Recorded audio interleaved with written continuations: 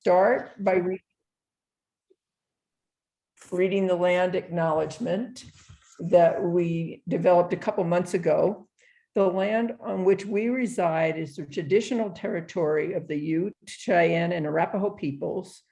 We honor elders, past, present, and future, and those who have stewarded this land throughout generations.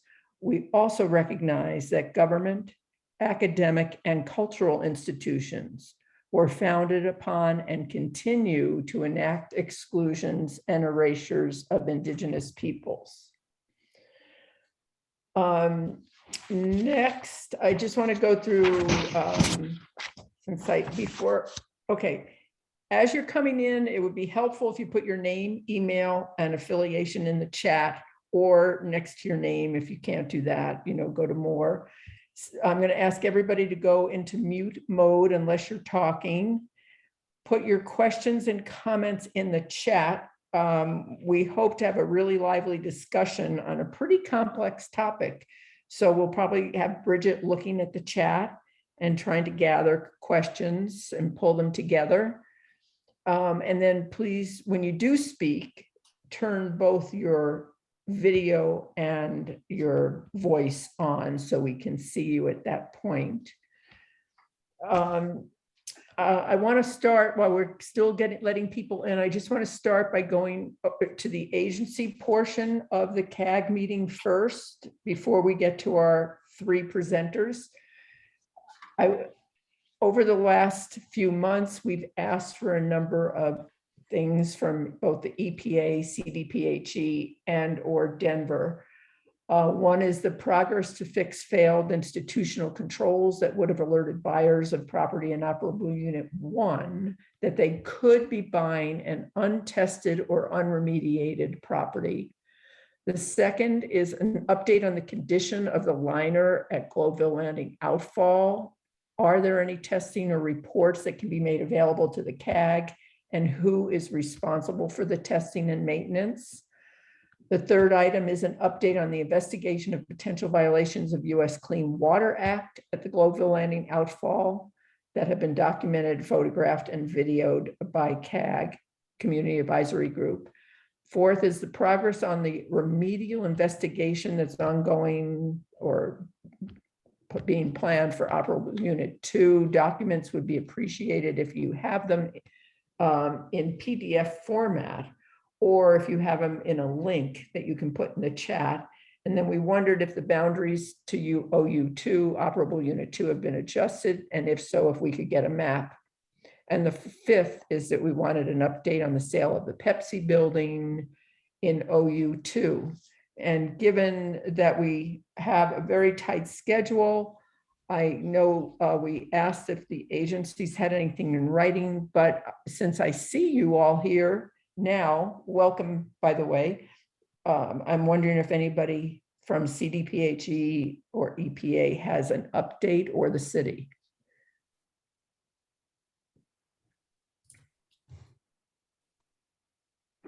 On what? On everything? I mean, well, did you prepare something? You guys gave this to us. I just got the agenda yesterday, and I assumed you wanted to talk about something. You didn't ask us to prepare something. So, I mean. But that's okay, Fonda. I mean, we sent it, I think, a couple days ago, and we thought if you did have anything because of time constraints, you could just whip something out.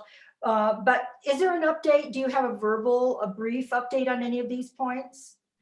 Well, I can talk about, let's talk about the notice of environmental, the NECs and the for the deeds.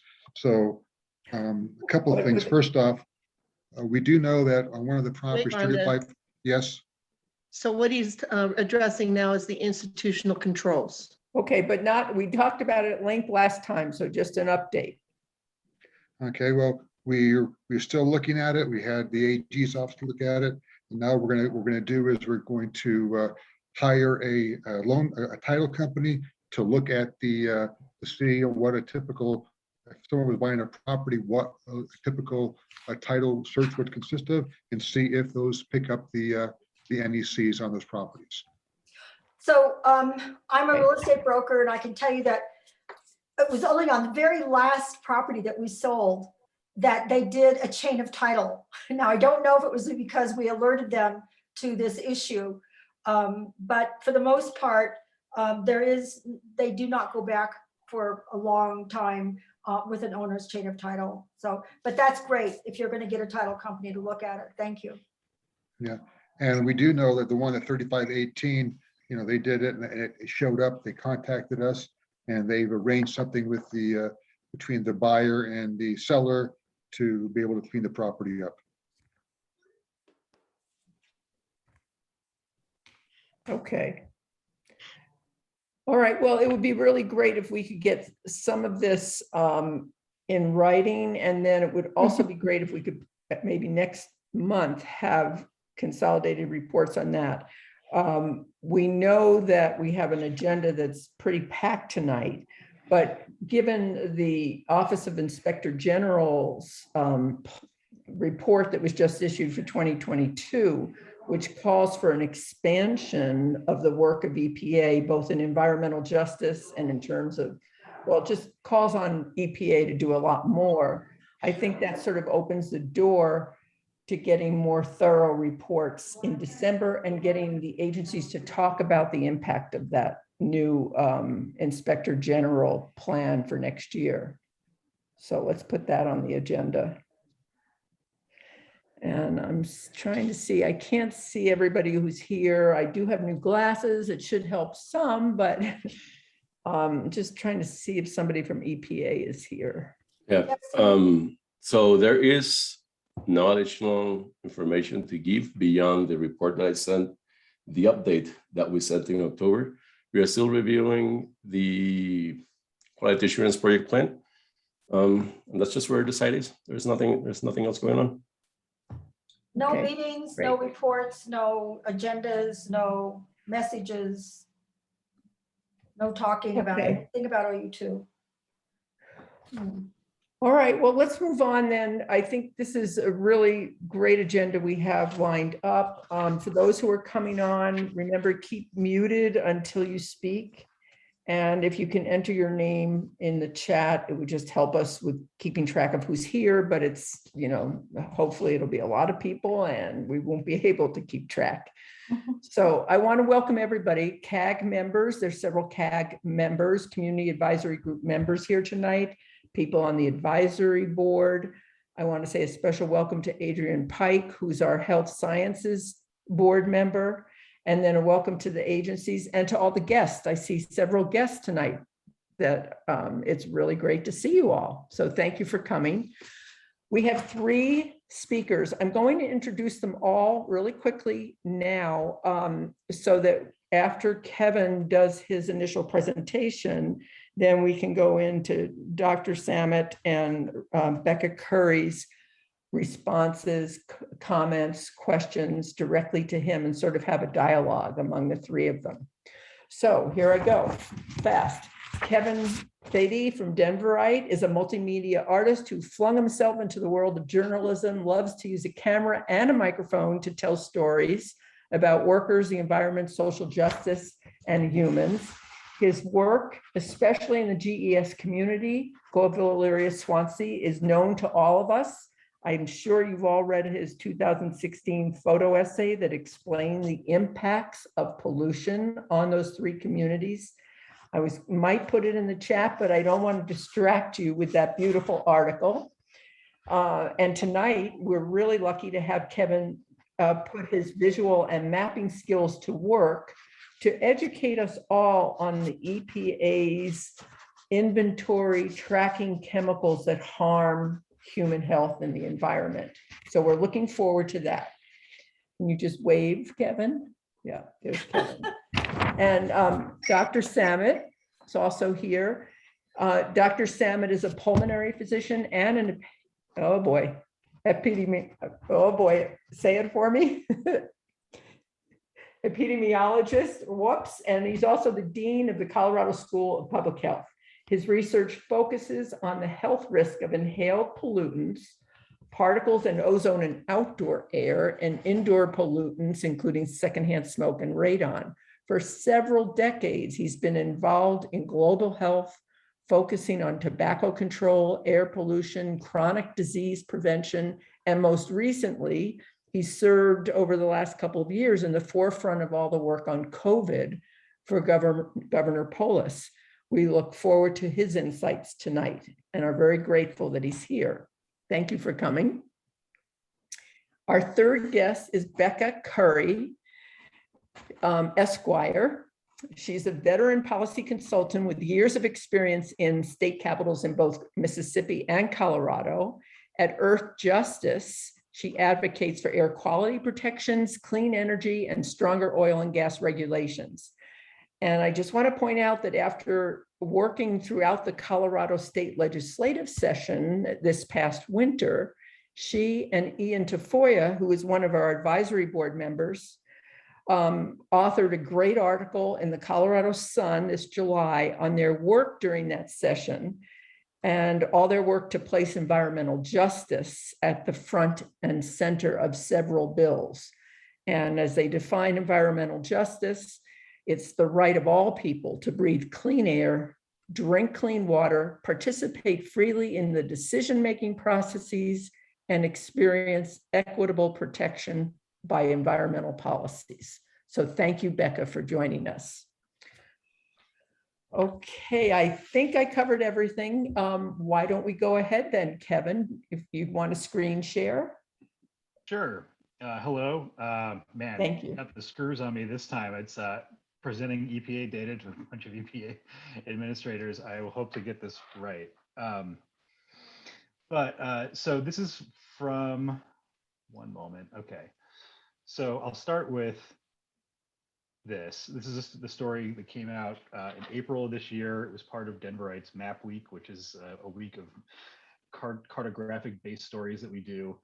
And I was interested in doing this because I had some contact with some reporters from ProPublica who had used this data set that creates this map, and I'll explain what it does in a minute, to look at what they call Cancer Alley in Louisiana. And I thought, well, that sounds interesting. I would like to look into that for Denver. So what you're looking at here is a map of, we call it relative health risk scores related to toxic release inventory data. And so let me just back up and say that TRI, toxic release inventory, is a system that EPA uses to collect information about all waste that is created in industrial sites. So that could be stuff that they intend to produce that gets carted off to landfills.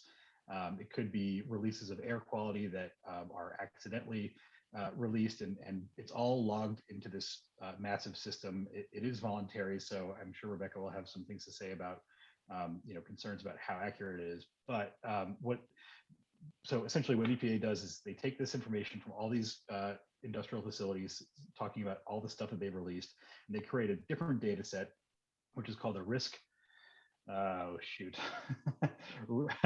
screening environmental indicators model, or RSEI for short. And essentially what it does is they create this this map for the entire United States of these, what they're called microgrid cells, and each cell has a score associated with it for relative risk related to toxic releases in the area.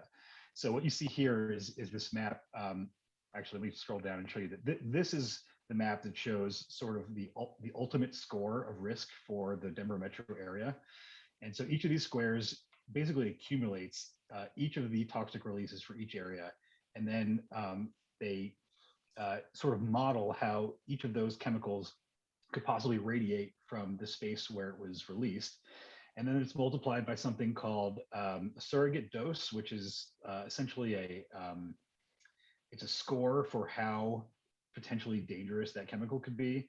And it's also multiplied by the population in the area. So this map here sort of shows us like the raw scores that EPA presents. What I did was I took the population score out of it because I was just sort of curious what it would look like if we really were to look at this without this sort of extra layer of how many people live in an area. The idea being that if there's more people in an area, there's a higher risk because there's more exposure. And I should mention that population is used not unregularly in calculating environmental hazard and risk. You might remember a headline from a couple years ago that said that Globeville was the most polluted zip code in the country. And I looked into those numbers, and that also used population, which in my mind sort of skews the objectivity of it, of that. And so, so I retabulated this whole data set for the metro area and sort of added everything back up to sort of create this map that you see here.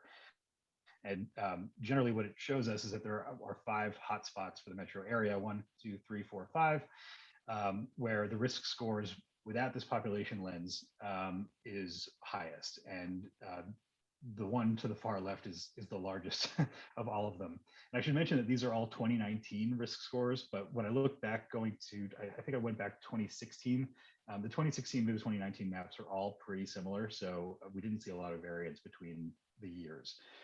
And I think probably 2020 EPA, someone from EPA can let me know if you know this. I think 2020 is probably out by now, but I just haven't crunched that yet. I haven't had a moment to look into it. So, this is Adrian. I'm sorry to interrupt, but where are we on this map?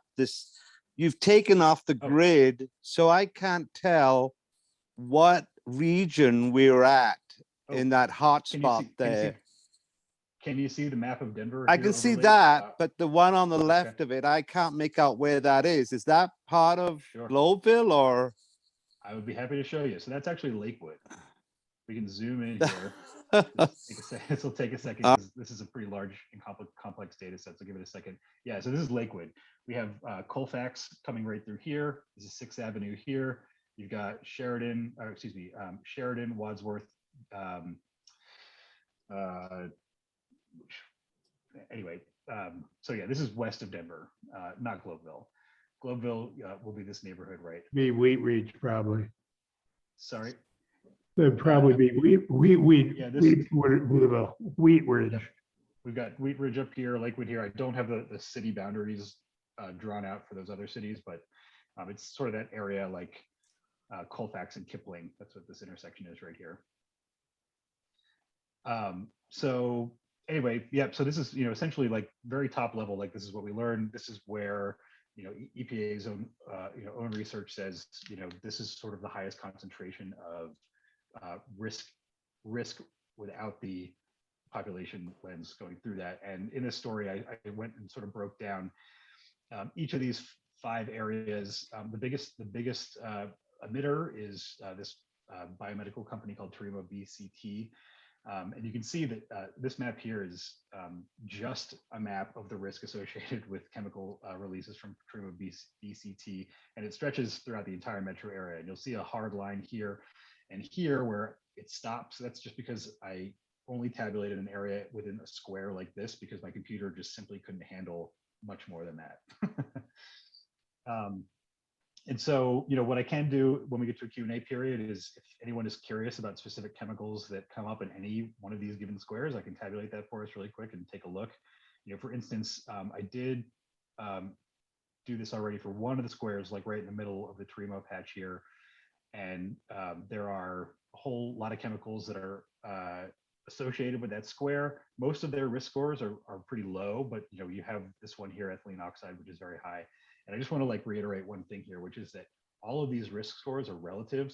So none of them is to say, yes, this has a score of 11, that is bad for you. It's to say, you can tell that this square is just better off than this square.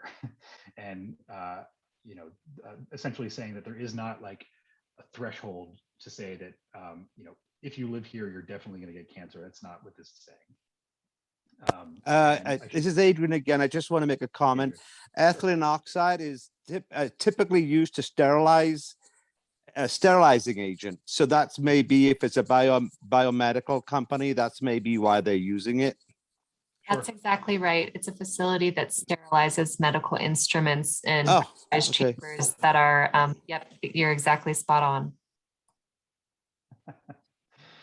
So, I guess I'm really curious to open this up to questions and see what you guys are curious about. There is one thing I'll list here. I just want to reiterate here again that, these are all of these squares are related to things that were reported through TRI. And so anything like car exhaust or, somebody just dumping a bunch of chemicals and not reporting it, none of that stuff will show up here. And I have like one more thing to show, which is this is a 2014 modeling of car emissions through GES. And so like, this is just like one example of like, there are more potential sources of pollution in this area than, can be sort of described in this map. And also each of these releases in this map, some of these facilities only had 1 or 2 releases, some of them had a lot.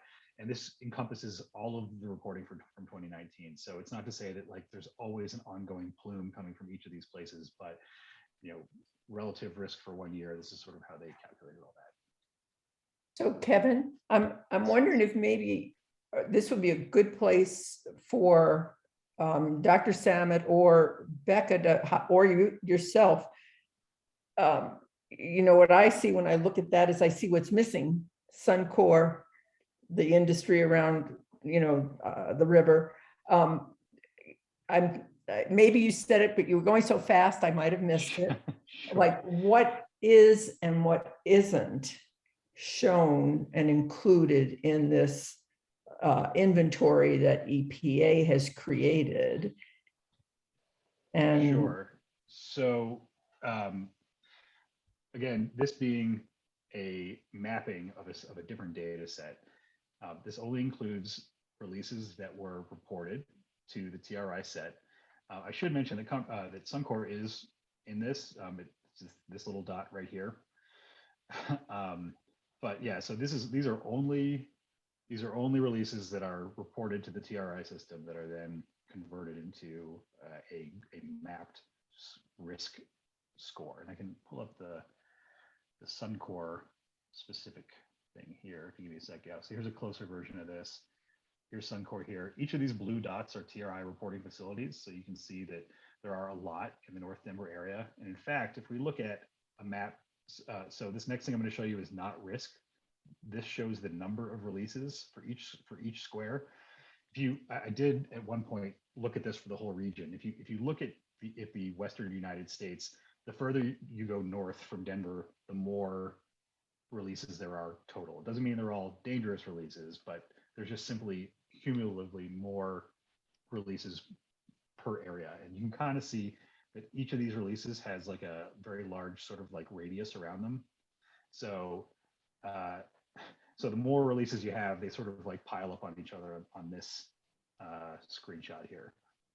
So certainly the further north you go in Denver, the more people are exposed to releases and also to these facilities, generally speaking. If we were to scroll down a little further, so this is the Suncor map of risk score. So this is just Suncor. It's got a pretty large radius around it. There is one more level of risk, the lowest level that I just took out from this because it's sort of the whole map would be colored because each of these releases has a very large footprint. And you can see that some of the denser areas, some of the darker areas of the risk area do encompass houses in Elyria, Swansea up here. There was one more thing. wait, go back. Can you go back to that? Yeah, sure. This is Swansea right here. This is Elyria, Swansea, the neighborhood boundary. And then these are home parcels that I pulled from another Denver map. So you can kind of see that this is like, I don't know, 100 homes that's sort of like within this particular area. And I should note that I'm not 100% sure why some areas are totally left out. I mean, logically, like, it doesn't make sense for this to be super high and then for this to be fairly high and for there to be nothing in between. It's possible because there's nobody living there. That's usually what it is. It's tracks where there's really no sort of residents living, or the typically the blank areas where it might just be industrial facilities that are kind of occupying the tract. Mm-hmm.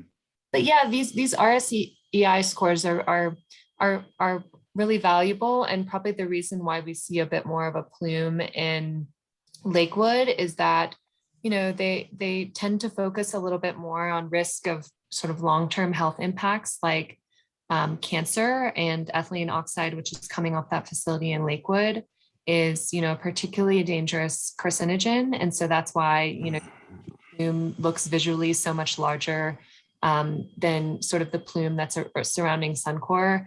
Suncor is not necessarily emitting ethylene oxide at sort of the same at this quantity, but there's still harmful toxics that are coming off of Suncor, like benzene, hydrogen cyanide, hydrogen sulfide, which are still, have dangerous respiratory impacts or could cause, convulsions or dizziness or other health impacts, but are not necessarily driving cancer risk in the same way. I mean, benzene is a carcinogen as well, but that particular plume in Lakewood is just recognizing that that's a uniquely dangerous carcinogen that's coming off that facility in Lakewood. And is that the ethylene oxide that you're talking about for Lakewood? Yes, yeah. This is mostly That plume, pretty much the red center of that plume is where this facility called Terumo BCT, Blood Cell Technologies, is okay. Which is the sterilization plant. And it's also notable that in 2020 the EPA put out a list of the top 25 sort of highest risk ethylene oxide emitting facilities across the nation. And this facility in Lakewood was included in the EPA's sort of report, where they flagged it as one of the higher priority facilities sort of needing action to alert communities to the risks that they're experiencing living on sort of outside the perimeter of these facilities. Well, and the thing that surprises me is the population of Globeville. I didn't think it was that densely populated compared to Lakewood. And so I'm kind of surprised that the numbers, because the pollution in Globeville is essentially heavy metals, and there's a ton of it up here. And I'm still kind of surprised that the numbers are skewed. I mean, I don't care if Lakewood takes our thunder on that respect, but I'm kind of surprised that it's skewed it in that direction to make Lakewood a highly toxic neighborhood. It's basically what it comes down to, right? So let me just say that at least what you're seeing on this map, this has removed the population piece from that formula. So this is looking at just quantities of chemicals and their relative and their sort of like their toxicity, that a multiplier that is supposed to sort of level out all the chemicals to show relative risk. But the Lakewood one is essentially ethylene oxide, if I understand it correctly. I mean, you Right. put up a quick. I couldn't grasp all of the chemicals that I saw, but there was about maybe 20 other ones which I didn't see the concentrations, but there's a lot of zeros. I saw that. I mean, yeah, that's it. Yeah. Yep. And yep. what So, are I mean, those units there? Can you give me an idea what those are? Yeah, so this is what you would basically call an index. So this takes, and this has been formulated a little bit, but essentially, like this is a score. It doesn't necessarily mean that it's a like poundage of chemicals, but for this, They're not concentrations or parts per trillion or anything like that. Then it's concentration times toxicity, sort of and added up together. And I hate those numbers. Well, I mean, the the EPA, this is the thing. The EPA, they put out their values in parts per billion, parts per millions, parts per trillion. And now we got something else here, which, I mean, it's just something that confuses me even more, just to kind of throw me off a little bit, exactly what these numbers. I see you've got dioxin there, which is scary. I mean, that's probably one of the most carcinogenic compounds in the world. And I can't make out exactly how much you got. That's I mean, that's and then you've got formaldehyde. Adrian, Yeah. can I just interrupt before we get into every element? Let's ask Dr. Samet and Becca to join in with the discussion. Okay. Evan. Adrian, I can calculate the quantity, but as far as not right now. They want to move on to. I'll get back to you in a sec. It's also really important to note that this data is largely relying on toxics databases like the toxic release inventory, which doesn't include a lot of pollutants that are particularly of concern in the North Denver area, like particulate pollutants. So I'd say like under this, pollution umbrella, we have the climate pollutants, we have what we call criteria pollutants, which are pollutants that are recognized. It's a set of only 5 there's 5 air pollutants that are recognized by the EPA as sort of common pollutants, and they've set health-based thresholds for those. And those include ozone and particulates that are particularly relevant to the North Denver area. And those are the 5 toxics that, when we think of the air quality index, those are they're not considered toxics, but those are the 5 pollutants that you would, be kind of reading if you're reading the air quality index. So this data and this like pollution map is not necessarily including particulate pollution or ozone pollution or carbon monoxide or sulfur dioxide. I'm blanking on the other one. Lead. that are Airborne lead. Emitted in big quantities in that area. Okay, we better move on. Okay, thank you so much for your Yeah, explanation. I'll make a comment or two. And so, I think back to Becca's point, what you'd really like to know is sort of what is your overall risk, or to use EPA's jargon or others, cumulative risk, and how all these add up, because they're all going into people. And, we don't have little risk box in this for different chemicals. They all go to the lungs, they all go to reach the organs. So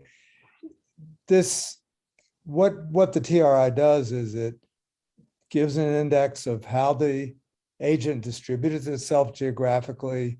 There are standard risk numbers that EPA uses that come from different systems, like the so-called IRIS system, the Integrated Risk Information System, from TSCA, and from elsewhere, that give these sort of risk units. So this is all helpful for understanding how the risk distributes itself across places.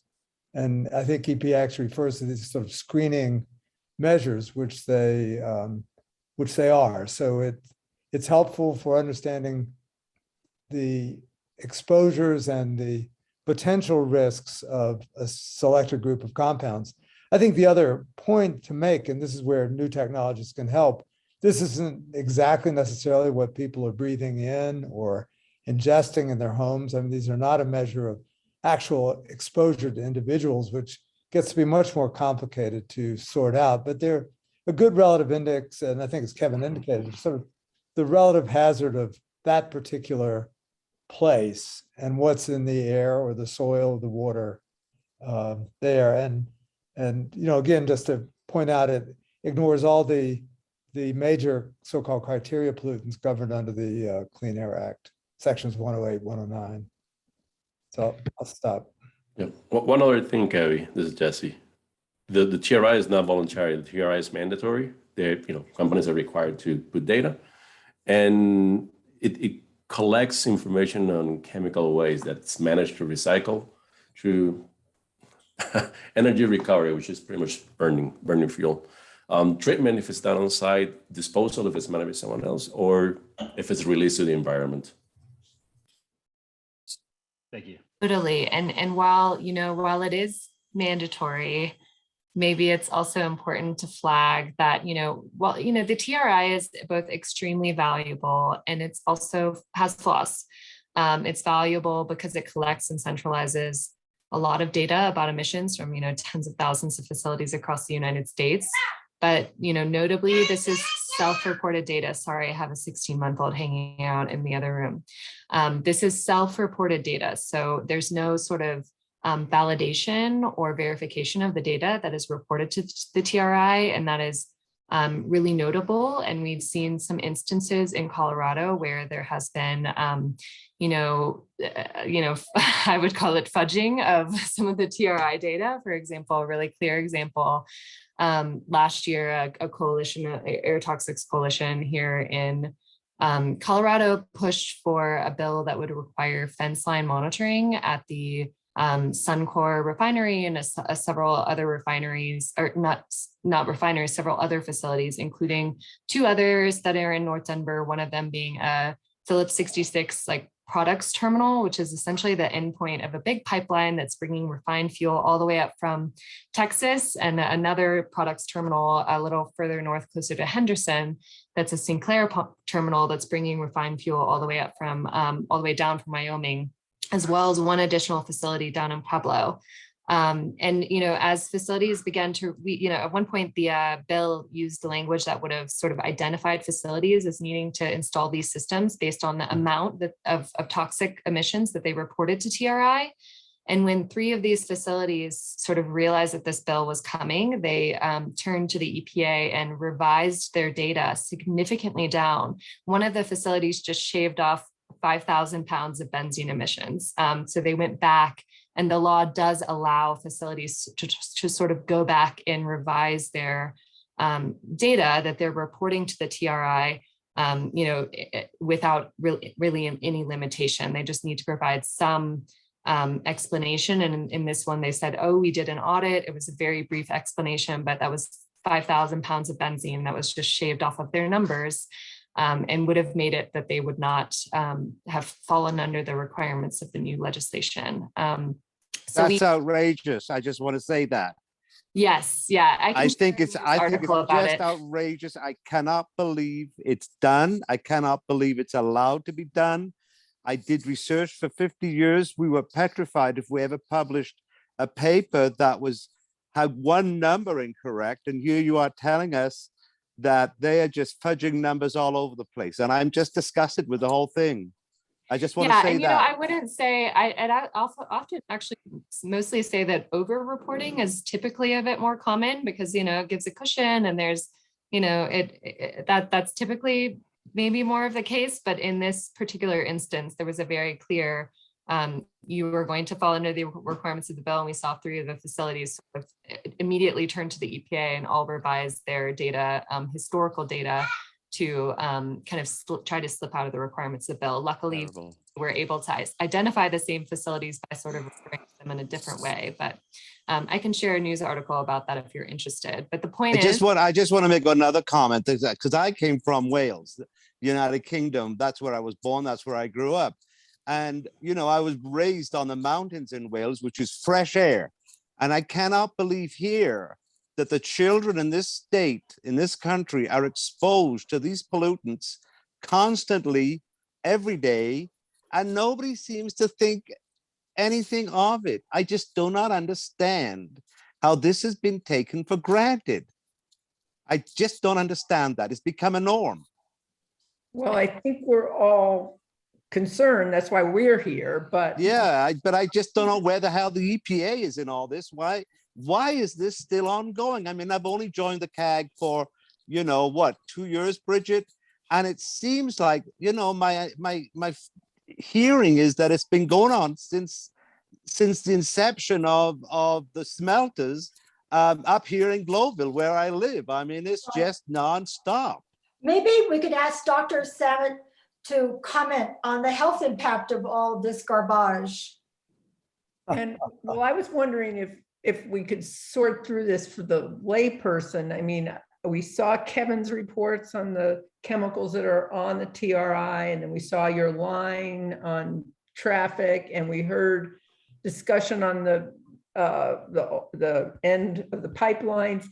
What should a layperson focus on, Dr. Samet, as which are the worst? The ones that are coming out of those factories, the ones that are in the air from driving? I mean, how do we sort this out and take steps?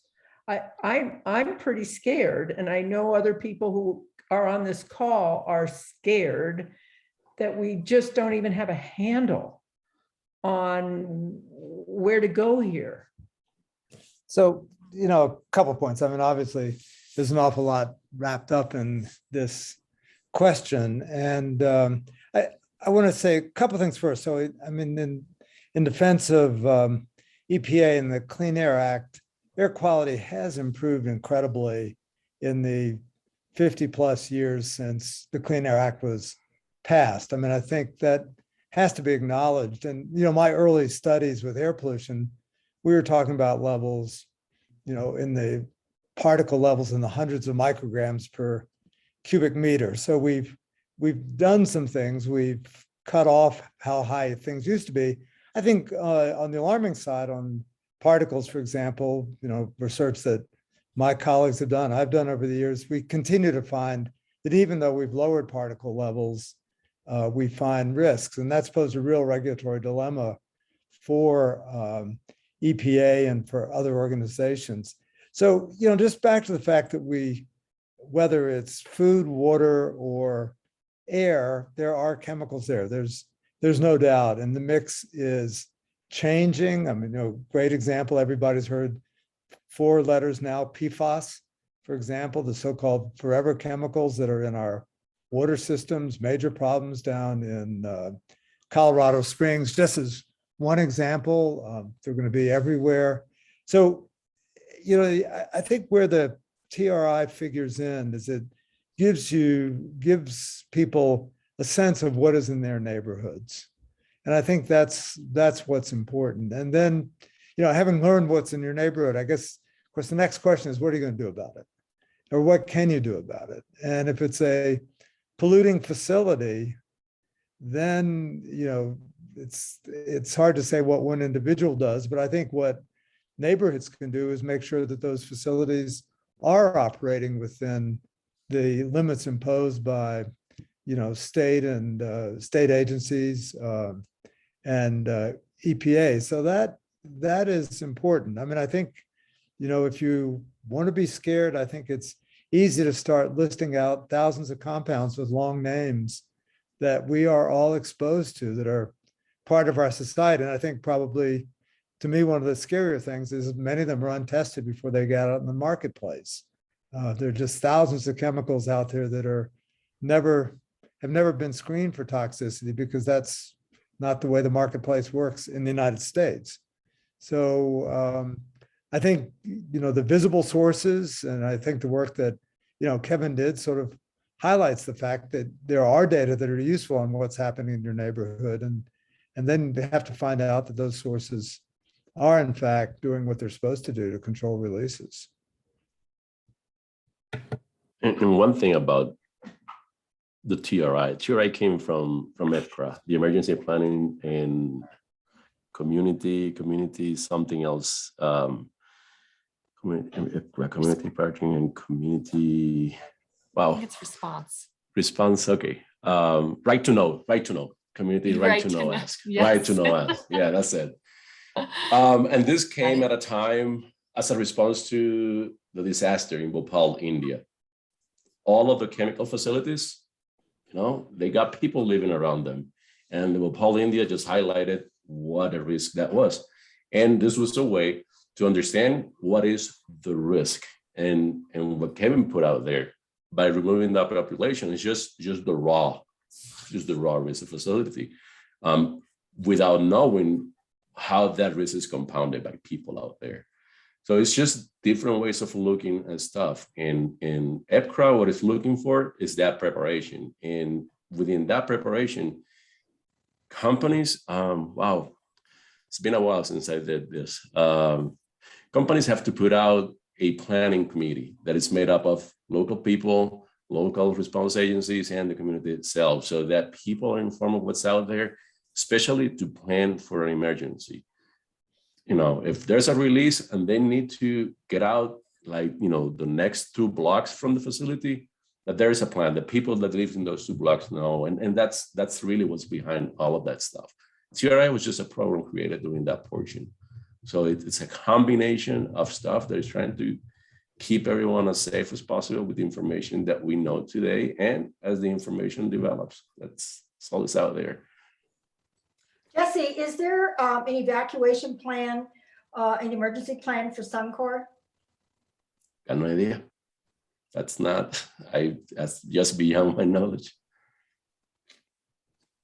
They have certainly emergency response plans for, emissions events. I'm not sure if it sort of includes an evacuation strategy, but they definitely have some plans online, as well as even the products terminals that are kind of up there. They all have these plans that are sort of required in the event of a big release. But, very along similarly, kind of playing a little bit of devil's advocate here, as much as I complain about the flaws of TRI and the fact that this is a self-reported database, I refer to it all the time, and it is, and without the TRI, we would lack so much valuable information about just kind of getting a better reading of what sort of the total exposure of toxic emissions is out there in Colorado. And along the lines of like, what can we do about it? I have a lot of thoughts about this, and a lot of thoughts about how Colorado in particular is like not doing enough to address toxic pollution. The EPA has really promulgated some air toxic strategies that are a little bit more technology based. They're like sort of regulations that exist at the federal level called like MOCT, which is like the maximum achievable control technology, and the NESHAP, which is the National Emission Standards for Hazardous Air Pollutants.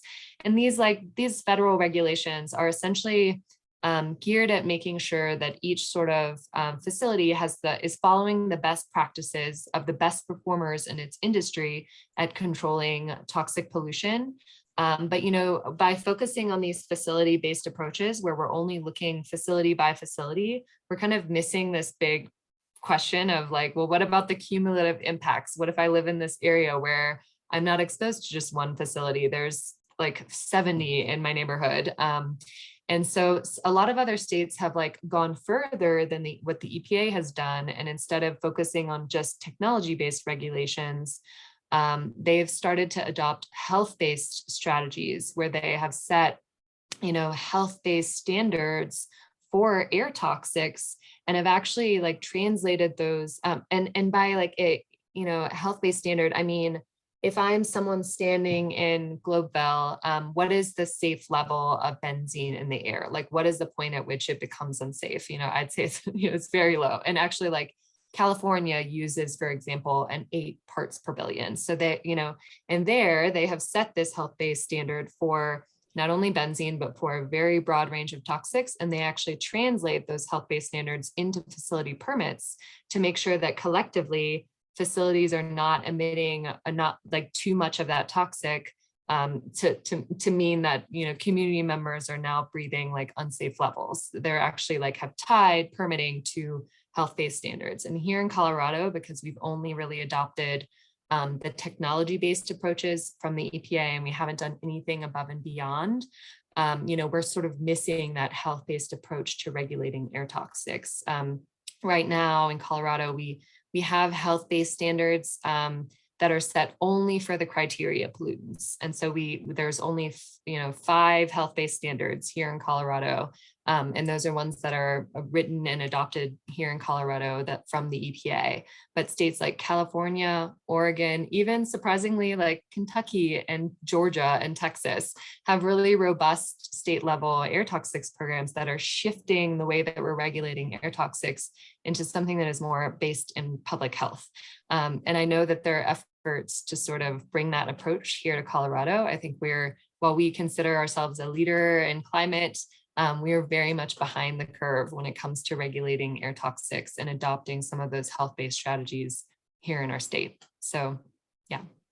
So maybe a couple comments here. I mean, there are these pollutants, the so-called criteria pollutants covered under sections 108 and 109 of the Clean Air Act. There's a whole nother group of air toxics that are listed that EPA has now had decades to work on and has not, for whatever reasons.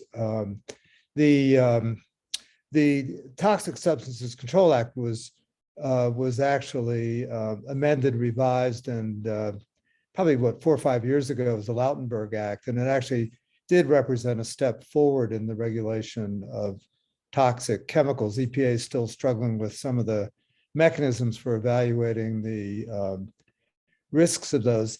I want to go back to Bhopal for a minute, which I think was 1984. And shortly after Bhopal, there was a release of methyl isocyanates in same compound in Institute, West Virginia.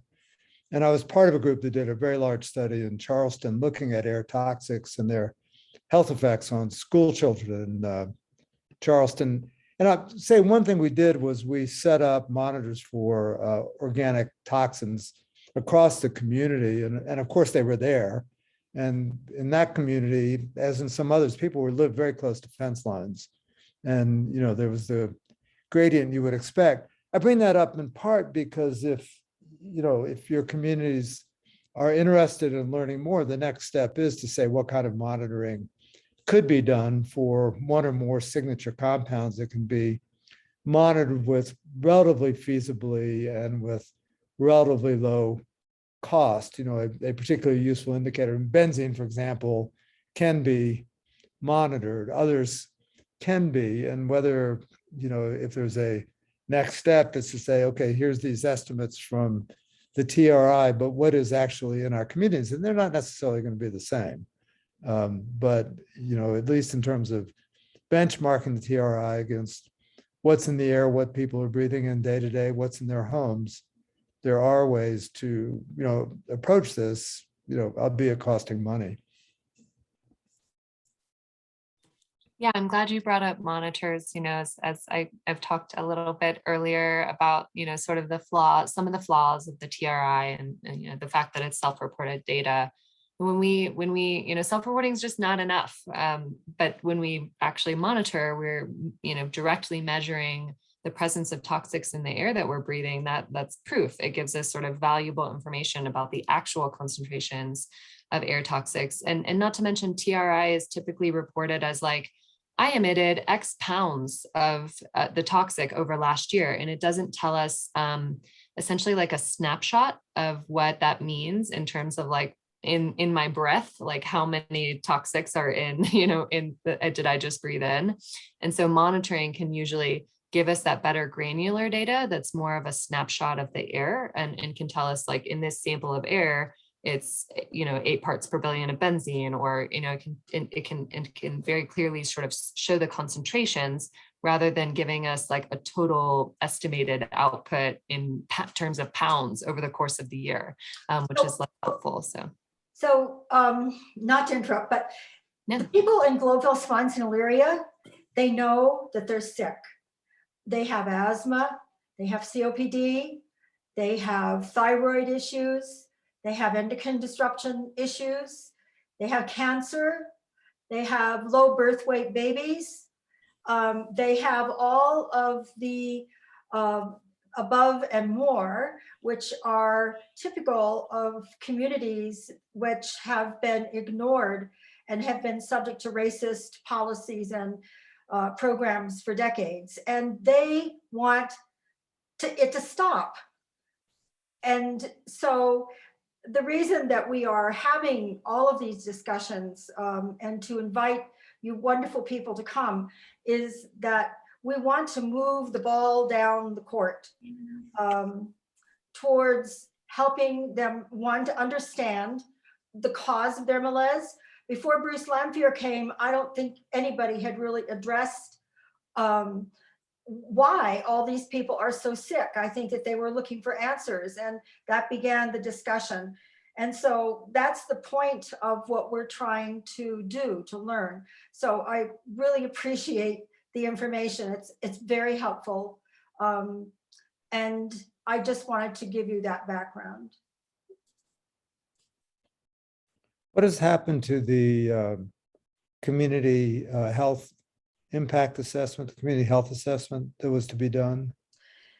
That is still sort of tied up in procedural matters. It is not going to be a health assessment. Rachel, are you here? Would you like to address this perhaps a little bit for Dr. Samet? Sure, I'm happy to. So what the actual study is Oh, Colorado. Rachel, introduce Yes. yourself, that you're a social scientist and. Yeah. All right. I'm Rachel Lehman, a professor of sociology and women's studies at the Community College of Denver, and I serve on this CAG as the Healthy Communities Chair. I looked over their proposal, and their proposal is simply collecting already existing data and then pulling it into a website and creating a dashboard for the community to possibly use, maybe, or just to kind of draw all this information in. It's not owned by the community. The Colorado State would own the actual dashboard for it. And you know, again, this doesn't speak anything ill will of the researchers. They're really fabulous researchers and really top of the notch in their fields. It is just that it's supposed to be a health assessment, and it's supposed to be a service to the community because it was a reparations to the community. And the community is not going to get anything out of this. That's the study. Okay, thank you. You're welcome. So Bruce, It's not under the CAG. It's not under the Right, community right. advisory group. Okay. Bruce Lamphere commented, he looked it over and he was surprised that there's no collection of new data or new testing or anything. But the researchers, and you can talk to this, Rachel, if you like, the researchers were really bound. They were really limited by the parameters laid down by CDOT's attorney and for the study. For example, no, they can't make any public policy recommendations. And there are many other limitations on what they can study. So when they put out the RFP, there was only like one organization that bid because the lack of money, the small amount of money, and the limitations, I guess, of the settlement. So it's going to be 4 years, and there'll be a lot of people getting sick and dying within those 4 years.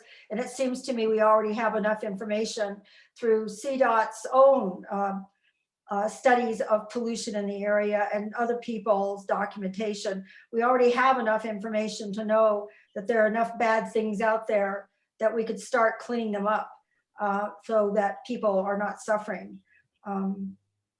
But there's not a lot of hope that the study is going to make a big difference in 4 years. But we hope, maybe we're wrong. Yeah. And, we it's really also important to note that we've talked a lot about air,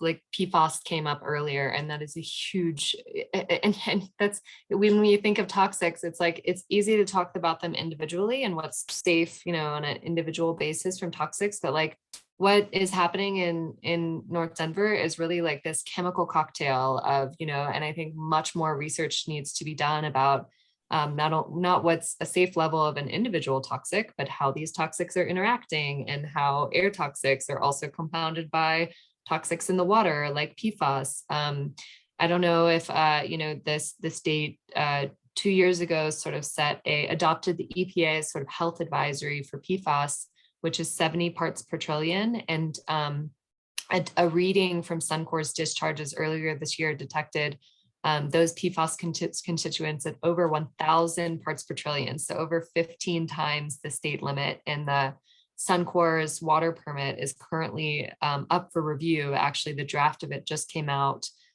this week.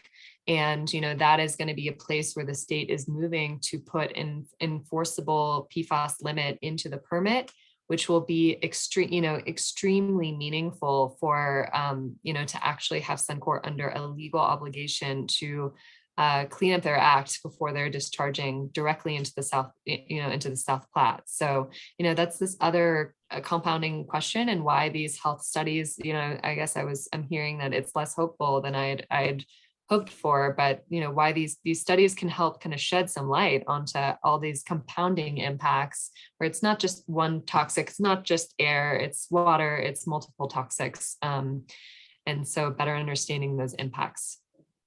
I see a hand. Oh, Joan, did you have a question?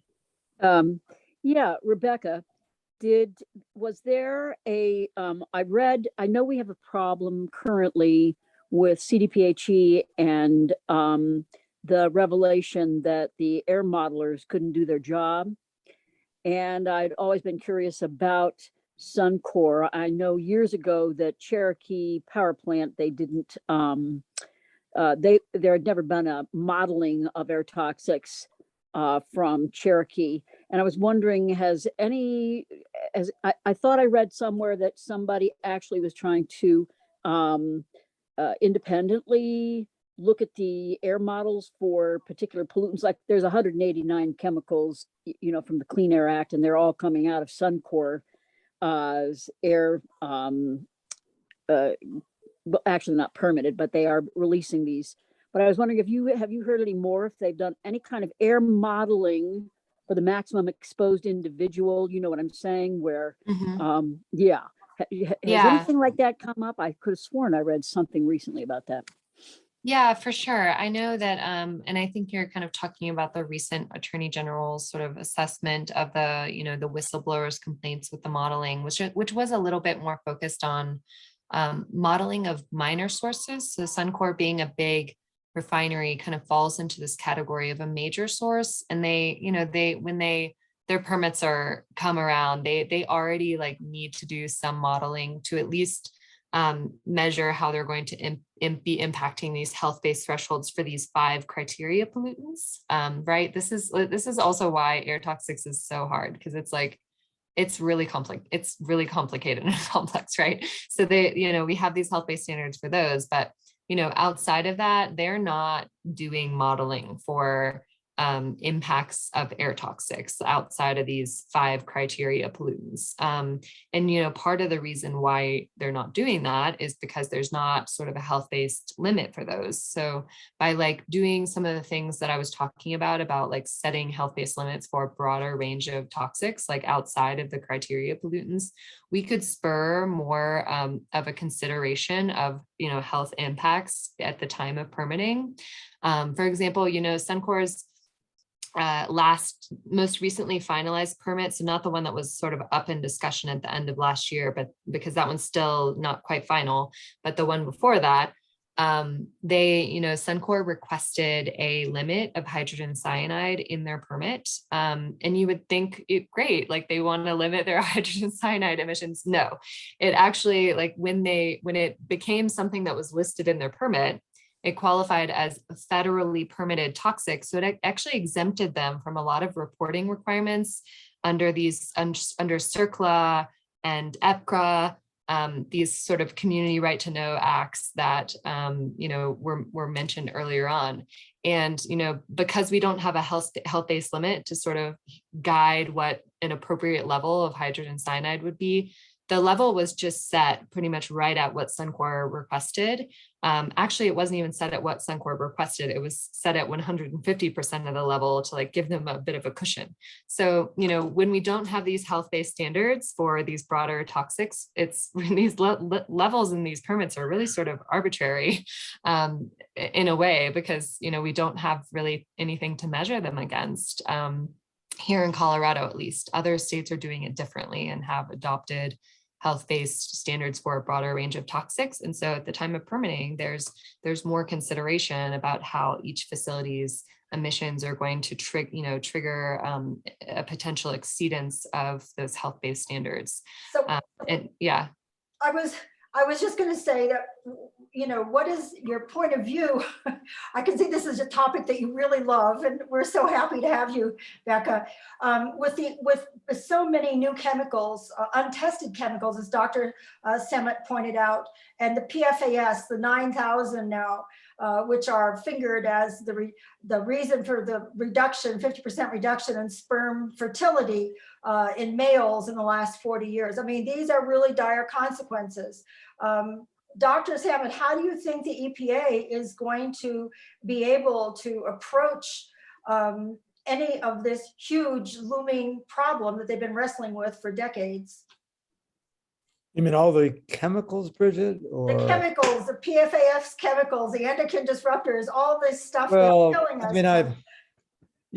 mean, EPA's hope, as is that of everyone else, is that these sort of new high throughput screening and other sort of modern toxicology is going to provide, hopefully, eventually pre-market understanding of risks. I mean, so for those of you not familiar, I mean, there has been a rapid development of technologies that allow for screening of compounds at high rates in multiple different cell systems that may look at endocrine disruption potential, carcinogenic potential, general irritation, inflammation. I mean, these are robotic run assays that produce large amounts of data. And it's what Europe is going to in its REACH program for screening chemicals. And EPA has a lot of work going on internally. I mean, I will say, I mean, this is not what I do, but I've chaired a number of committees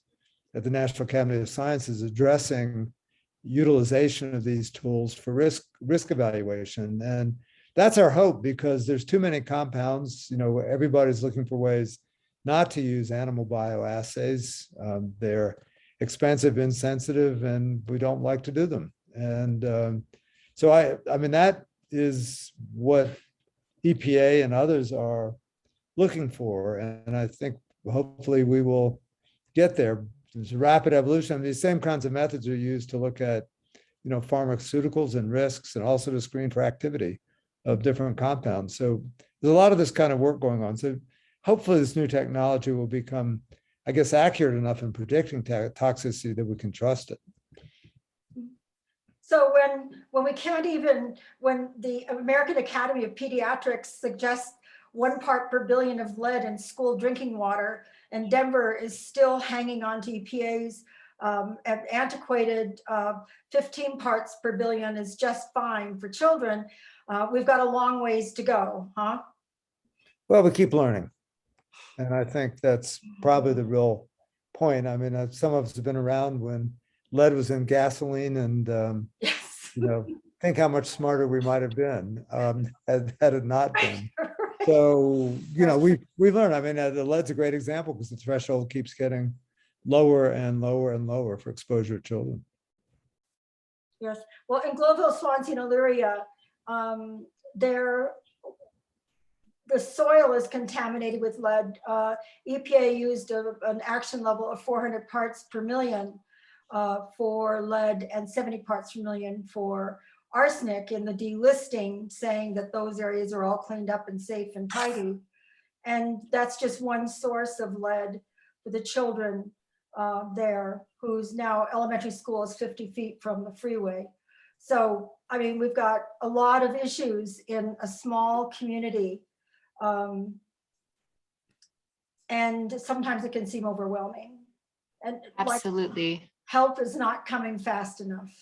I know. We've taken such a, really kind of slow iterative approach to PFAS. A couple of years back, we banned the use of, aqueous firefighting foam that contains PFAS across the state, which is like often, a chief reason for exposure, and it gets into our water systems, except that piece of legislation gave Suncor an exemption and allowed them to continue to use, despite like them being one of the biggest bad actors for PFAS contamination. I will also say that this year, I've heard that there's anticipated legislation that will try to sort of stop some of the influx of market products that are containing PFAS, like textiles, food packaging, pizza boxes, huge for PFAS, paper, even ski wax, like a lot of these products that are known to contain PFAS. I think we can expect to see a bill this year that will try to ban some of these products that contain PFAS, recognizing that there are fairly reasonably cost, non-toxic alternatives. I will also say that we can probably expect to see a bill this year. I know that we can expect to see a bill this year to try to shift Colorado's air toxics regulatory scheme to some of what I was talking about shifting to more of that health-based approach, which will be a huge lift. And, it's one that I'll look forward to keeping this group sort of in the know as that bill moves forward. So yeah, I see another hand. Well, why don't we just real quickly, I'll let you all three of you wrap up for us, but are there any other questions from people? Joan, do you have another question? Yeah, just real quick. I was just thinking about what Kevin did with the air modeling in the Lakewood area. And that was the kind of thing that I was looking for with modeling, and why I bring up again the maximum exposed individual, and the way that modeling or that mapping that he provided, it showed the concentrations as it was acutely detected as it dispersed. Isn't that what we saw as it became lighter in concentration? And so I know that that this air modeling, the reason I bring it up is it can give the community around Suncor an idea that some are acutely exposed, some are chronically exposed. And you could see from the mapping Kevin did, if there was any mapping, and I call it modeling, but if there was mapping of what they're detecting at this time, it would give the community an idea. And anyway, that's all. I just wanted to thank Rebecca, because it really hit me, you know, when I saw what Kevin was doing with the mapping. And how did he map that? Was that by monitoring data that he was picking up? Do you know what I'm saying? So it would have been their self-reported data, which is still good, but not. Oh, you are right. Good checkmate on that one. There we go, Rebecca. You're right. Okay, thanks. That answered it right there. Kevin, did you want to jump in there? No, I was just going to say what Rebecca said, which is that, yeah, this is a year's worth of release data that was submitted to EPA. I will say one thing, which is like, you know, what those maps don't show is frequency. It's really like the accumulation of an entire year. And so it's hard, you know, I think when we see stuff like that, it's easy to think like, oh, like there's a cloud around Elyria Swansea all the time related to these chemicals. And that's really not the case. And, you know, the tricky thing about particularly air pollution is that it can be extremely geographically extremely relative, considering how, like, where it was put out, and also like it can be extremely I'm sorry, like English is failing me right now. You know, like you can have an emission and then it could disperse relatively quickly, and so there, you know, it's not to say that like these clouds are really like hanging around these facilities.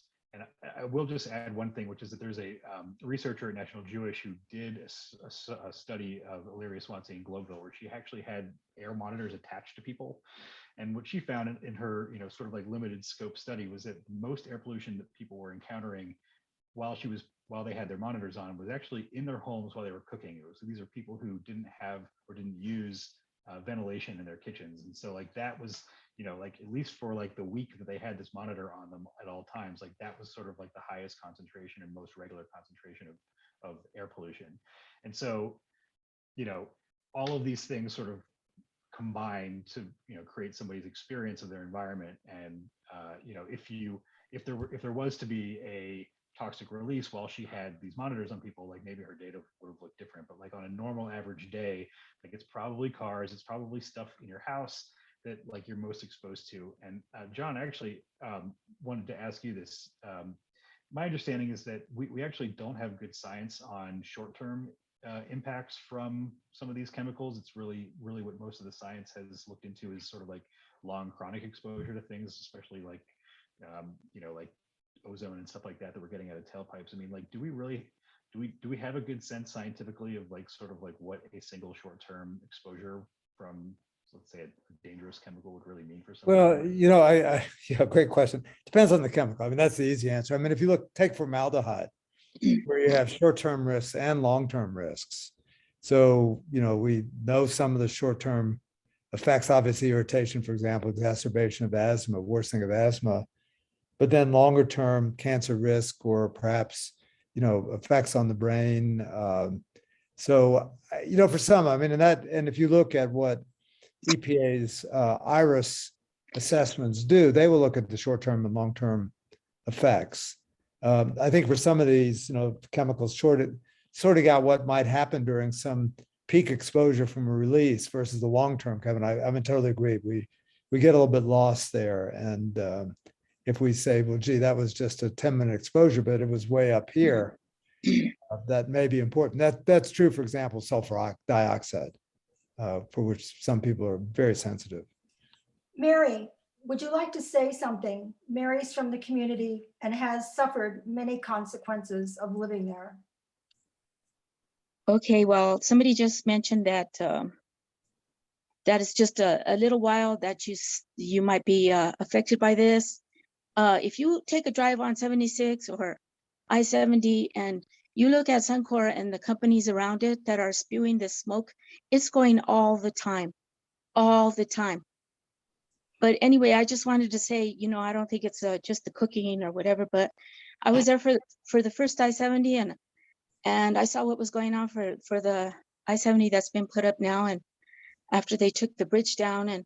But you know, my family has had a lot of issues, a lot of problems. We have 3 with cerebral palsy. I had 2 granddaughters born blind with cerebral palsy. I have endocrine problems, and a lot of my family can't have children because of the endocrine system being destroyed. We have a lot of kids in the family that have issues in their brain. We have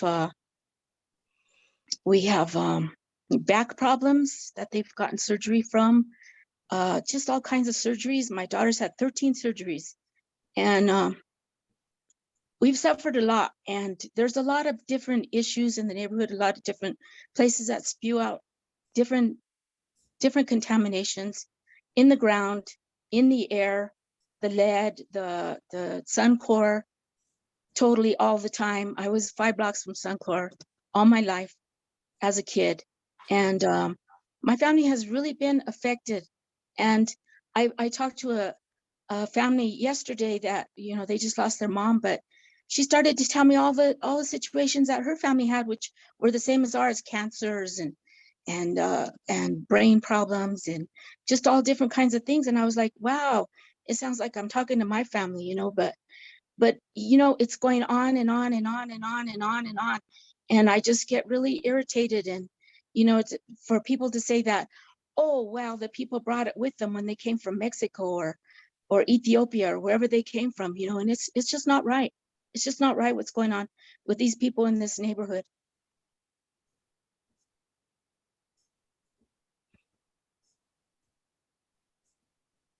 Okay, well, if there are no other Thanks, Mary. questions,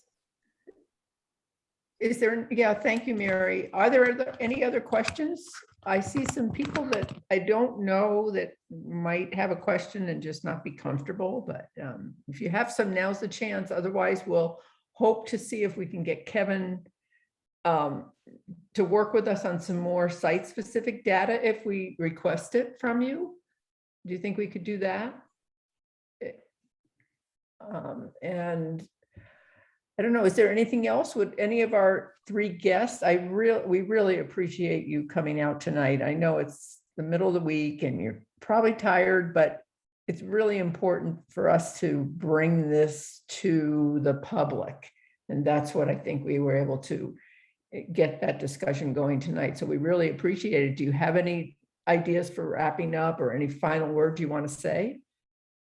Well, John, I'll just say a few things. I mean, I think, remember that there's a school of public health down the road, and we have many people who have some understanding of the risks of these agents and can be a source of information for you and a resource. And I know we've met before, of course. And but if particular problems come up or help in interpreting the latest study, you know where to find us.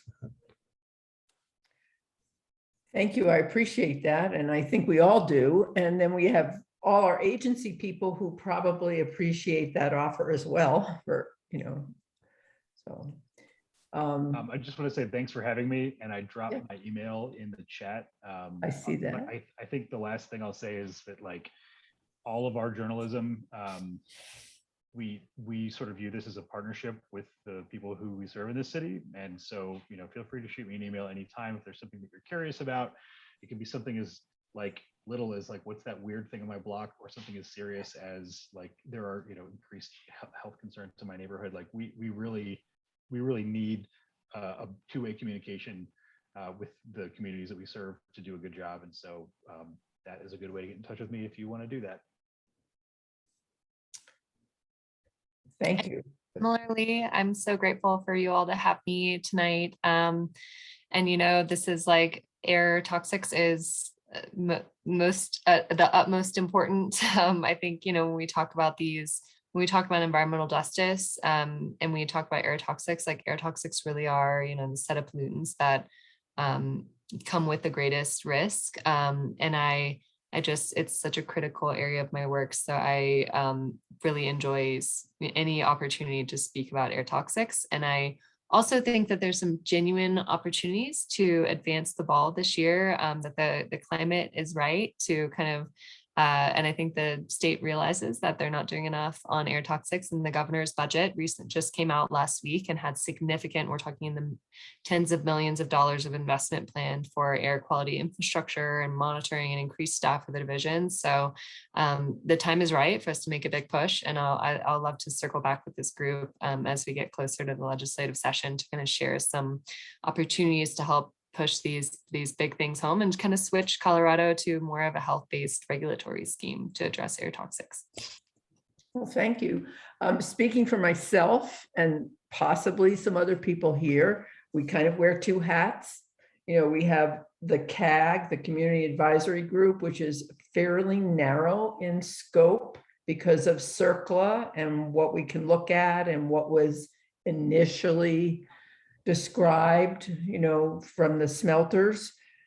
So we have that. And then we all have, or many of us have, several other activist hats, which might want to be in contact with you in terms of the legislative session next year. So that would be very useful if you could put your email in there as well.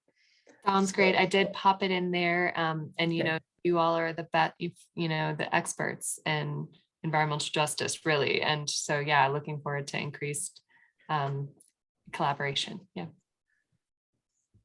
Okay.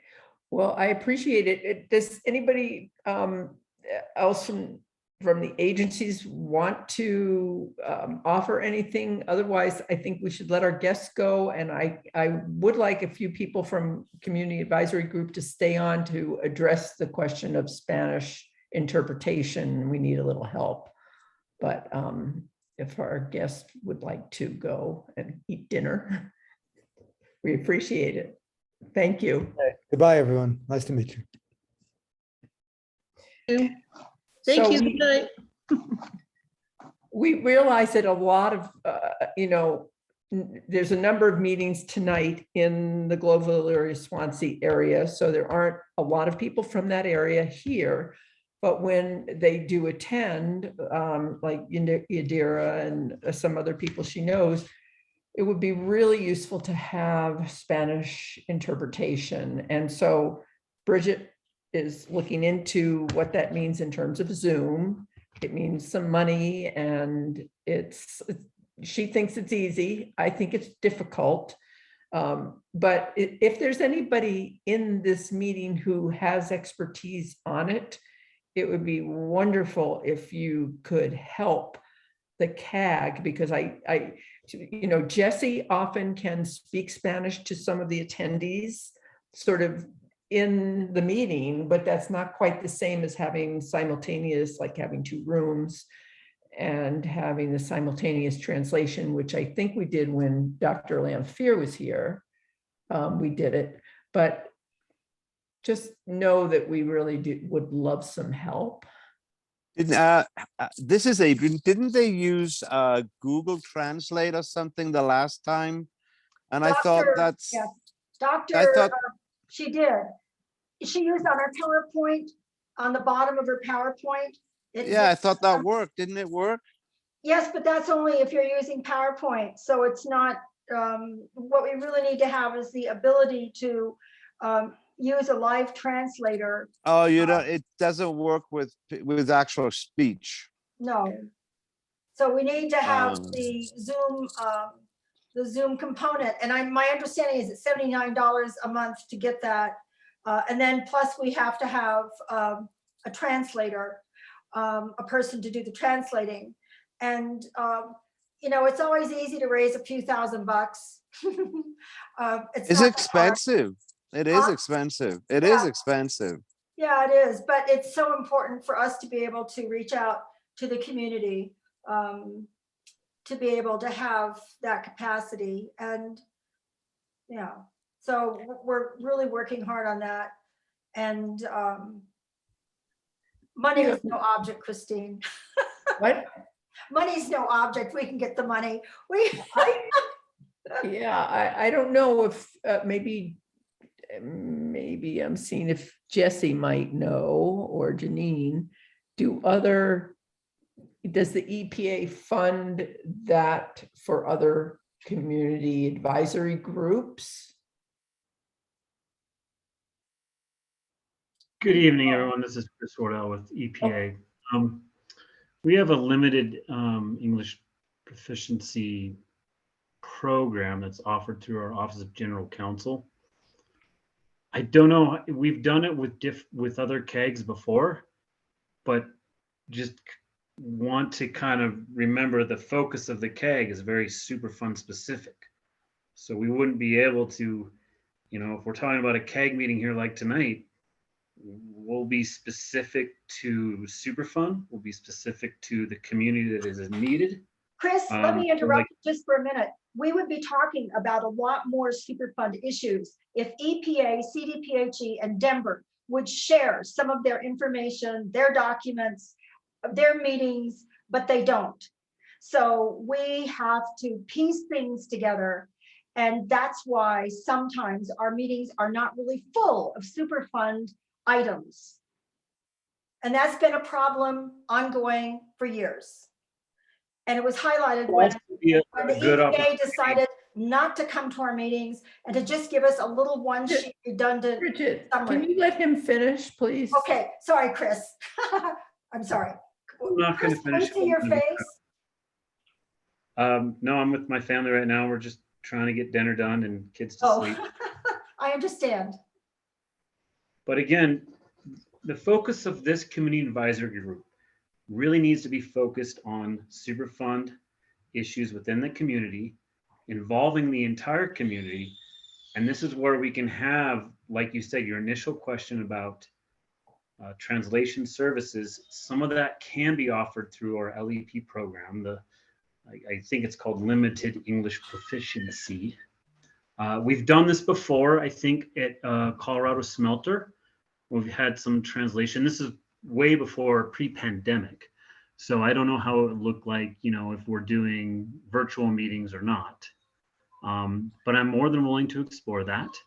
But again, keeping the focus on, obviously, you know, Superfund related topics. Chris, the issue is really that EPA, CDPHE, and Denver do not share any of their information. And so it becomes very difficult to cover these Superfund issues when the information is so restricted. So that's been, I know you're kind of maybe new to this area, but that's been an ongoing problem. So if you guys would like to supply us with a lot more information, we will be glad to talk about it at our meetings and go on a lot more. Okay. For example, the issue of the clean water violation, we have asked for input on that. Nothing, silence. We have asked for input on so many other things and we just get silence. We've sent EPA our resolutions, they're never answered.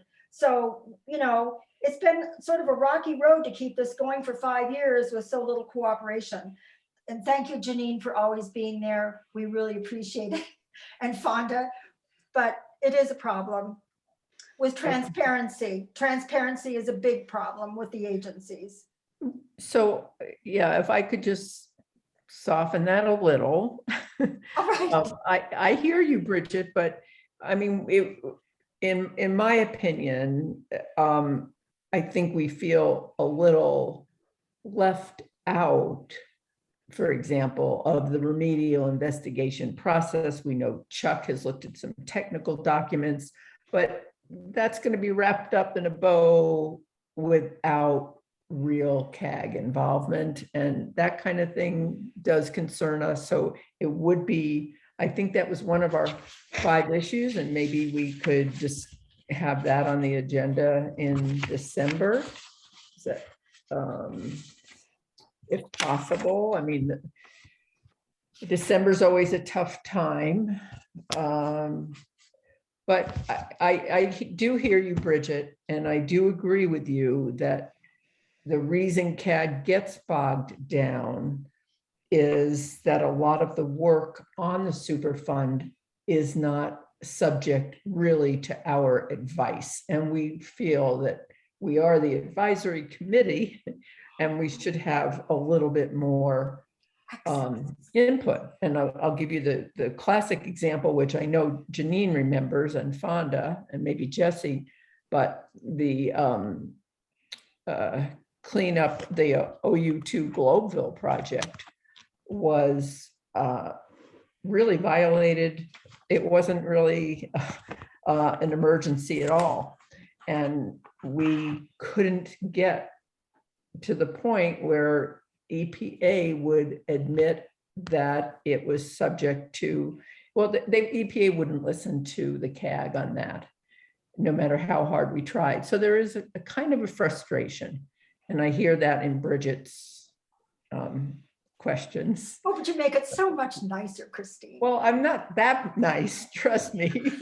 But it's a lack of transparency. But we want the agencies involved. We really do. But either you're so constrained by, it feels like you're, constrained by regulations and by administrators. Right. It's frustrating. So, plus a lot of us do really want movement, and it crawls along. Right. So. We are essentially shut out. So if you want us to speak more about Superfund, you better be more giving and more transparent. Well, anyway, that's just, I'll try to soften that, Christine.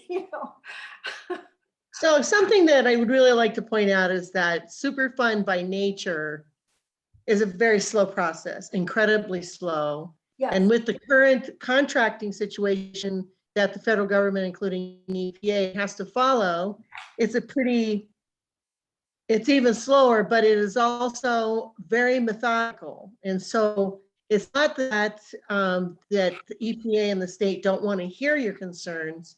It is that when we hear your concerns, we can't necessarily act on them right now as the remedial investigation proceeds. But when the remedial investigation is complete, we can come back and say, okay, we heard this was your concern, and this is how we've addressed it in our remedial investigation. Plus, we also have an opportunity at the end of the remedial investigation, when we go through the feasibility study, to take a look at what possibilities there are as far as remedial activities. What would be the best way to clean up or deal with what the contamination is there? The formal comment period and all of that is at the proposed plan. So those things are coming down the road. Those things are things that you can in fact participate in. And we hear your concerns, even when you're being brutal and not very nice to us. But it doesn't mean we can act on them when you're telling us them. But we are keeping them in mind. We're not just walking away and not listening. We are. Well, for example, the community involvement plan. When we got the FOIA requests between EPA and CDPHE and got the dialogue going on between you guys about, let's just hold off and get in the community advisory group out there until we take care of this CAG problem, and so on and so forth. I mean, we did get a little sneak peek at how you guys were operating, and it wasn't very encouraging. And then we just have our own experience where, I mean, CDPHE is not being heralded these days for its transparency. And that's sort of our experience. And I think EPA and CDPHE and Denver are used to operating over by themselves with nobody poking in to see what's going on. There's also the politics going on in Denver with the pressure for development and all these different forces coming into play. But we would really like EPA, because they are the agency that we are supposed to be advising to, we would like the EPA to be more forthcoming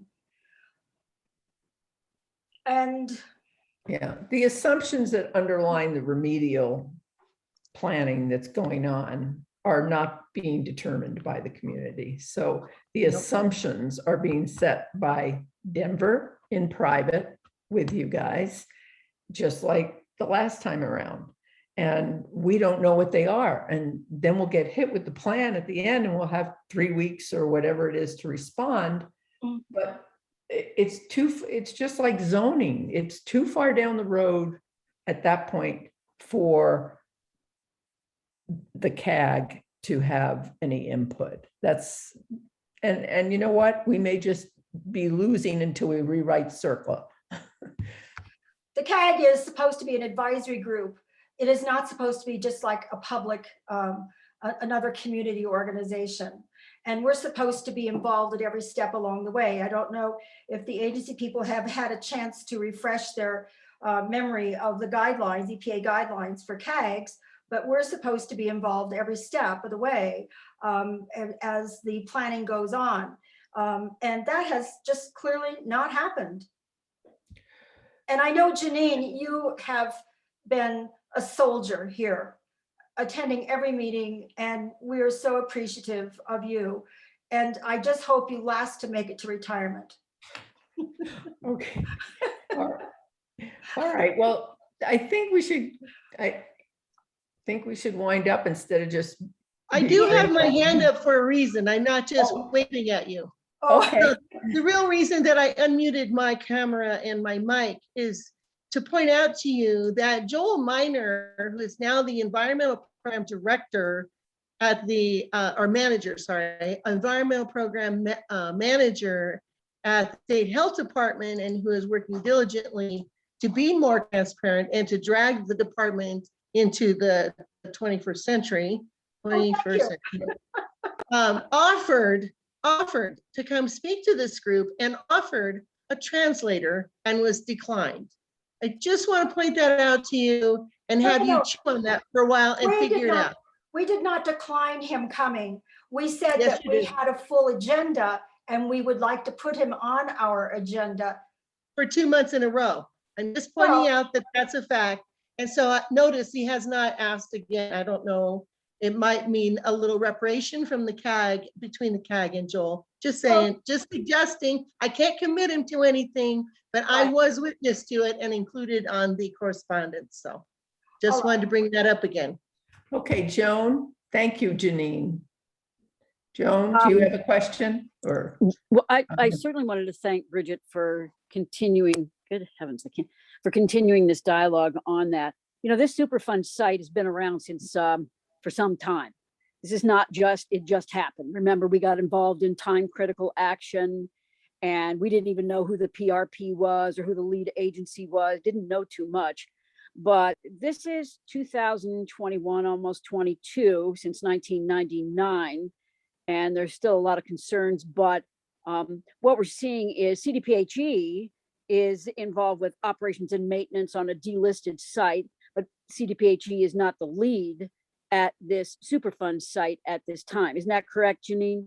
They are not the lead, but at least you're there to help us get through some of this. So we're looking at all things Superfund. At some point, when the cleanup is complete, or whatever the remedy is complete, at some point, as long as there is a site, and for instance, with the institutional controls, the state has to take a portion of the responsibility for what's going on after. So right, and I get that. You're right, Janine. I absolutely understand. You are in O&M with OU1. We're talking now what's happening in OU2. We've seen OU2 as a landfill. I'm concerned in the future to begin to really have the dialogue. How did Pepsi get built on top of contaminated land? How did, I mean, there's a lot of land mass that we haven't even discussed yet. And we know that we're with a big time company taking a look at this site, Stantec, right? And we have not heard from Stantec. Denver won't come to discuss any update. I mean, there's a lot of things wrong with this. This isn't a normal Superfund site where there is a dialogue going on here. And it really hasn't happened since September of 2019 with the last 5-year review. So that's all I'm saying is, and I can see the frustration. There are a lot of very good Superfund sites where they've got CAGs that are working for them. But at this point, we have a shutdown from the city of Denver, not wanting to participate truly. Also, hey, Janine, who is the person that's supposed to be overseeing to make sure that the liner through the landfill is still intact? I'm not talking about the Globeville outfall. We don't know anything about that. But didn't Celia Vanderloop have some kind of, and we don't have Denver here, so we asked EPA, they don't know. So we're asking CDPHE or somebody to get to Denver. Who is in charge with monitoring the effectiveness of the liner at this site right now? Is it still, who's inspecting it? So Celia Vanderloop, it looks like she's no longer performing that function for Denver. Is there any way we can find out what's going on with the liner? I mean, it was a 20-year guarantee. I don't know how many years we've gone by now so far. We've been in this Superfund site for a long time, but can you find out who we would be looking to find out about what any kind of inspection that's going on with that particular site? I would defer to Jesse and Fonda for that question. Are they there? Yeah. Oh, yeah, Yeah. they're there. I'm here. I mean, right Oh. now, I can find out. I know that there's when they installed it, they had a very big QA/QC process to show that it was actually, that there were no punctures and things like that. I'm not sure what the long-term O&M on that is. I will get with Denver to find out. Well, thank you. It's in the operations and maintenance plans in the website. They have to do inspections, and the city, is in charge of doing inspections. Geez, have they done any? Yes, and you guys got the report last time. You also got the management plan. We've been to this a couple of years ago. Are we talking about GLOW or are we talking about the landfill? There's no liner on the landfill. landfill. The only Oh, liner is on is in the global landing outfall. Right. The Okay. liner for the landfill right now is the asphalt cover on top of it. That's not a liner. It's just an impermeable surface. Do PRPs usually come to CAG meetings at other CAGs? Bonnie, how about at your CAG? Do the PRPs come? Are there PRPs at your land site, at your Superfund site? Who are you talking to, Bridget? They attend, yes. That was for Bonnie or Richard Rader, or John. I think John's still on too, John Barber. But yes, they do attend. They do attend them, but it's a little different than here. And the bridges haven't been burned like they have been here. I can add to this conversation. People that I think actually your offended nature is sort of preventing us from getting information. Yeah, bye, Bridget. I'll see you guys at some other time. Bye. Goodbye. okay. I'm gonna have to go because I have another meeting at 7:30. So I think we should just wrap up. Unless there's another. No. I'd like to make a closing comment. I know I'm not on this CAG, but Okay. the situation that you have is just like us. You watch the Kansas City Chiefs play the Broncos. Broncos lose by 3 points. We get to see the final score, and you want us to talk about the game. And we say, how can we talk about the game? We didn't see it. What does it matter if you see it? You see the score. That's all you need to know. Ask questions. And that's why we get frustrated. Thank you, John. Good analogy. And I don't know that the EPA or Denver or anybody else or the state of Colorado really cares because they don't change it. Right. You have to reach higher, guys. You have to reach higher than us. I have to go too, so I hope you guys have a good night. Thank you, everybody, for sticking around with us. It was really a great meeting. Appreciate Thank you, it. John. Thank you, Bonnie. Bridget,